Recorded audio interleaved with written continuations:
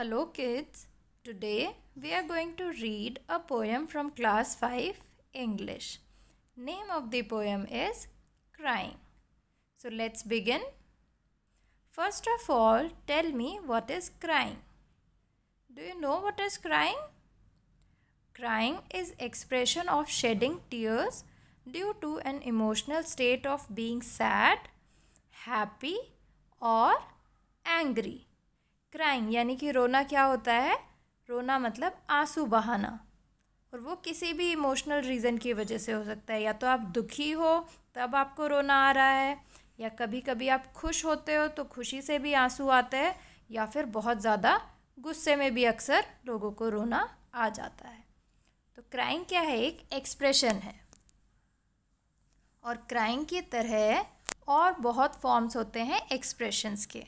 There are several other forms of expressions like happiness, confusion, sadness, surprise, anger और excitement।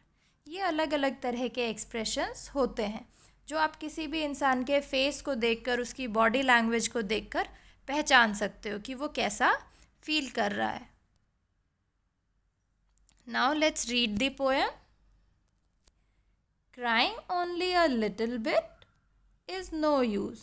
You must cry until your pillow is soaked. Then you can jump in the shower and splash, splash, splash. Poet यहाँ कहना चाहता है कि थोड़ा बहुत रोना किसी यूज़ का नहीं है, किसी काम का नहीं है। आपको अच्छे से रोना चाहिए, इतना रोना चाहिए कि आपका तकिया पूरी तरह आंसू से भीग जाए। और अच्छे से रोने के बाद आप आराम से जाके शावर ले सकते हो, यानी कि नहा सकते हो, so that you can feel fresh. Then you can throw open your window and ha ha and if people say hey what's going on up there, ha sing back, happiness was hiding in the last year, I wept it, ha. तो यहाँ पर poet का कहना है कि ऐसे अच्छे से रो लिया तो आपका सारा दुख जो है वो रोकर ख़त्म हो जाता है, निकल जाता है, और फिर you can feel the happiness once again. इस तरह अच्छे से अपने कमरे में आप रो लिए, फिर आप नहा धो के फ्रेश हो गए, आराम से अपनी विंडो खोल सकते हो। और फिर अगर कोई आपसे पूछे कि वहाँ क्या हो रहा है तो आप हंस के जवाब दे सकते हो कि जो हैप्पीनेस है यानी कि आपकी खुशी है वो आखिरी आंसू में छुपी हुई थी और उसको आपने पोंछ दिया, तो अब आप खुश हो।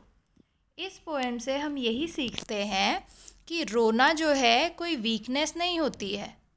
हर इंसान को अलग अलग तरह के इमोशंस फील होते हैं। तो जब हम दुखी होते हैं या कभी कभी खुशी के मारे भी हमें रोना आ सकता है। तो रोना किसी कमज़ोरी का निशान नहीं है। आप रो सकते हो, रो के हल्का महसूस कर सकते हो, लेकिन ऐसा नहीं है कि हमेशा रोते रहना है। एक बार रो लिए अच्छे से, उसके बाद सारा दुख आप कम करके फिर से हैप्पीनेस को फील कर सकते हैं। Name of the poet of this poem is Galway Kinnell. Now let's look at the new words of this poem. First word is soaked. Soaked का मीनिंग होता है कंप्लीटली वेट, यानी कि पूरी तरह भीगा हुआ। शार, शार का मतलब होता है bath in which water is spread from above, मतलब जब पानी ऊपर से गिरता है तब आप नहाते हैं तो उसे शार कहते हैं। Wept, wept is past tense of weep. Wept is past tense of weep, और वीप का मतलब होता है cry.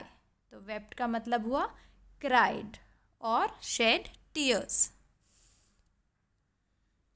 Thank you and have a nice day.